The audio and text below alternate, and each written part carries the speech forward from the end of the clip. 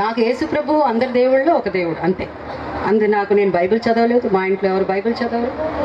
నాకు పెద్దగా యేసు ప్రభు గురించి తెలియదు. యేసు ప్రభు, ఆయన తల్లి మరియమాత, అలా అంతే తెలుసు, కానీ అంతకంటే మాకు ఏం తెలియదు. కానీ ఆ పడిపోయేటప్పుడు, జనరల్గా మనం పడిపోయేటప్పుడు అంత భయంకరమైన ఒక ఇన్సిడెంట్ అయినప్పుడు, లేకపోతే అలాంటి సిచ్యువేషన్ వచ్చినప్పుడు మనం ఏమంటాం? దేవుడా అని చెప్తాం మనం కదా.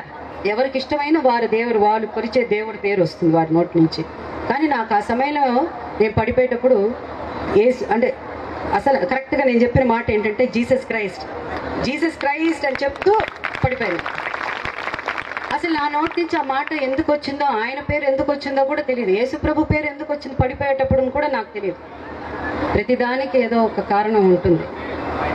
ఆ నీళ్ళలో పడిపోయిన తర్వాత ఈత రాదు కాబట్టి ఆ నీళ్ళలో పడిపోగానే కాళ్ళు చేతులు రెండు ఇలా కొట్టుకుంటూ, అంటే ఊపిరి బిగించుకుంటూ, ఏదో కొంతవరకు, అంటే నీళ్ళలో పడిపోతే వెంటనే మనం ఊపిరి బిగించుకుని నీళ్లు తాకుండా ఉండాలి అనే ప్రయత్నంలో అవన్నీ చేస్తున్నప్పుడు, అంటే నేను నీళ్ళ లోపల వెళ్ళిపోయాను, సముద్రం నీళ్ళ లోపల వెళ్ళిపోయాను, మునిగిపోయాను.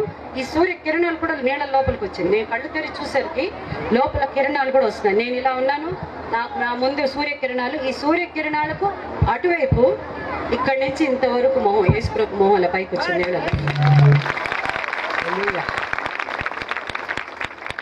ఒక్క నిమిషం, ఒక సెకండ్ నాకు అట్నే నాకు తెలియలే. అంటే మనం నీళ్ళ లోపల ఇంకో మొహం సడన్ గా చూస్తే మనకి ఎలా అనిపిస్తుంది?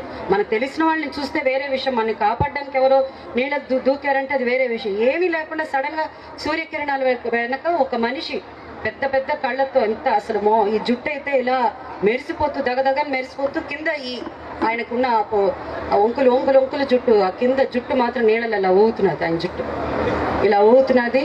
అప్పుడు నేను చూడగానే అసలు ఒక నిమిషం, నేను యేసుప్రభు కదూ అలా అనుకున్నాను. అంటే మనం వచ్చి నేను ఆయన చర్చిలో చూసినట్టు, ఎప్పుడన్నా చర్చికి వెళ్ళినప్పుడు ఫోటోలోనో క్యాలెండర్లోనో చూసి నేను యేసుప్రభులా ఉన్నాడే, నేను యేసుప్రభు అంతే అనగానే పైకి వచ్చేసాను. పైకి రాగానే దాని తర్వాత మా వారికి నేను చెప్పాను, అంటే ఒక షాక్లో వెళ్ళిపోయి మా వారికి నేను చెప్పాను, ఇలా నేను యేసుప్రభుని చూశానంటే మా వారు నమ్మలేదు. యేసుప్రభు కనిపించడం ఏంటి, ఇది దేవుడు కనిపించడం ఏంటి అది అని వారు చాలా, మేమిద్దరం, మా వారు ఎక్కువ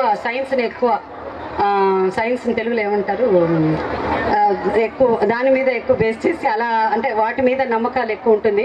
తర్వాత నేను బాప్టిజం తీసుకోవడం జరిగింది.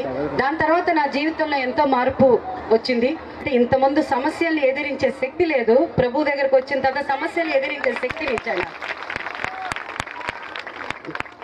చాలా భయపడేదాన్ని, చిన్న విషయాలు కూడా భయపడేదాన్ని. ధైర్యంగా ముందుకు అడుగు వేసే శక్తిని, ధైర్యాన్ని ప్రభు ఇచ్చాడు.